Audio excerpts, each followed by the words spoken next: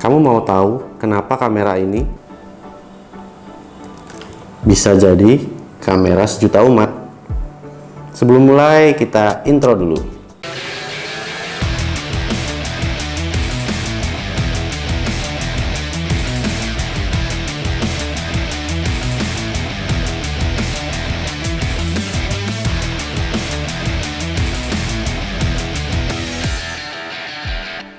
Halo, assalamualaikum. Balik lagi di channel Pakar Kreatif Lab, di mana kita bakal membahas segala hal tentang videografi, fotografi, dan konten kreatif.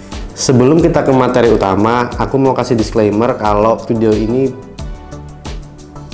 bukan tentang review spek dari kamera ini, karena sudah banyak yang membahas, udah pasti banyak ya yang bahas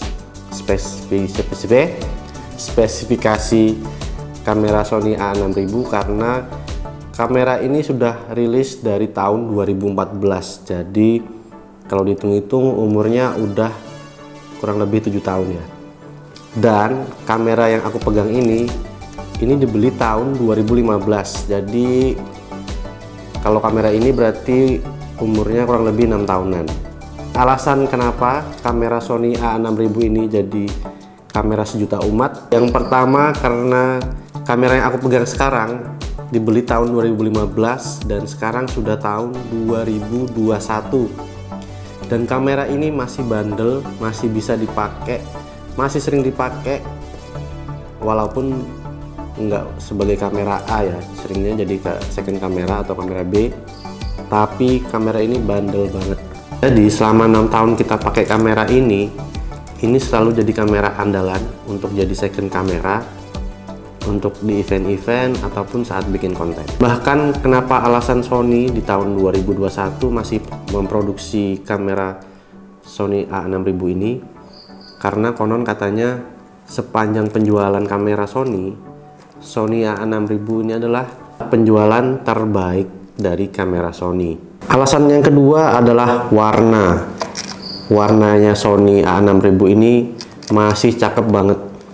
Jadi kalau buat kalian yang pengen bisa foto dan video dengan kamera harga murah, Sony A6000 ini masih termasuk dalam rekomendasi, bisa kamera yang bisa menghasilkan warna yang masih oke banget. Contohnya kayak foto ini nih.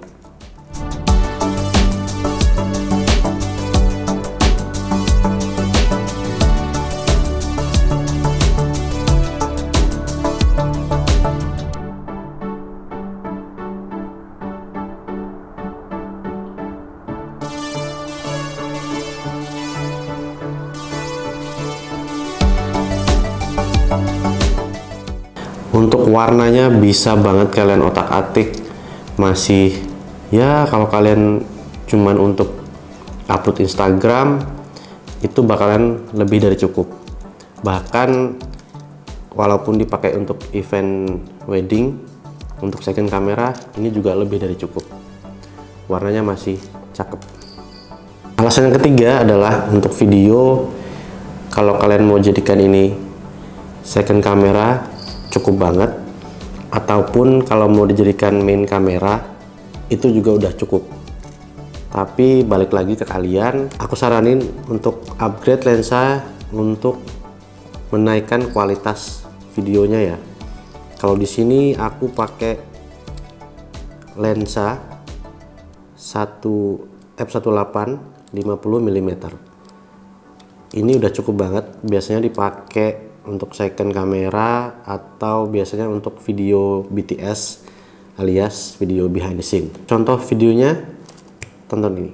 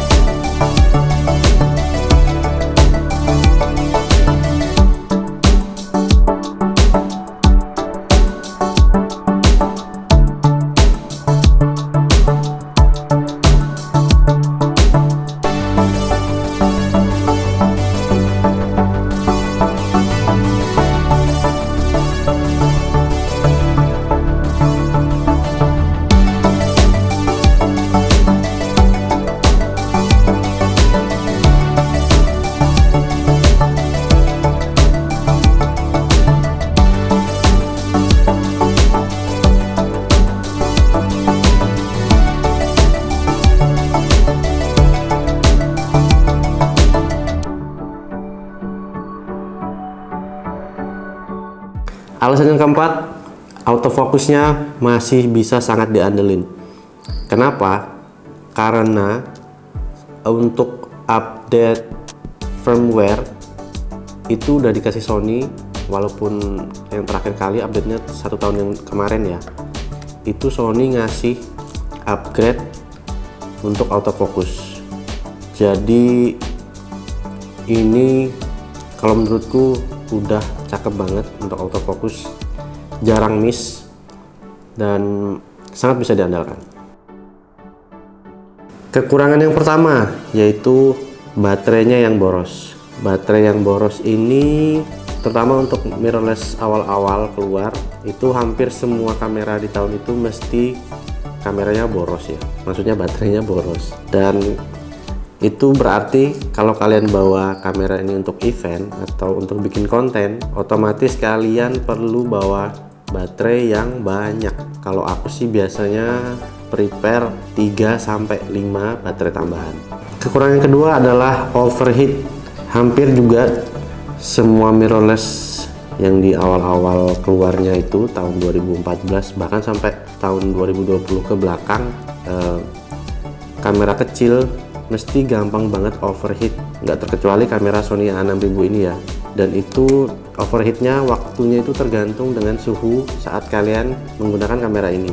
Misal kalau kalian sedang syuting pakai AC, kemungkinan untuk overheat agak lebih lama. Dan kalau kalian ini pakai di terik panas gitu siang-siang di luar, di outdoor, kalau sepengalamanku itu nggak lebih kurang lebih 1 jam atau bahkan lebih, biasanya kurang, itu udah kameranya minta istirahat.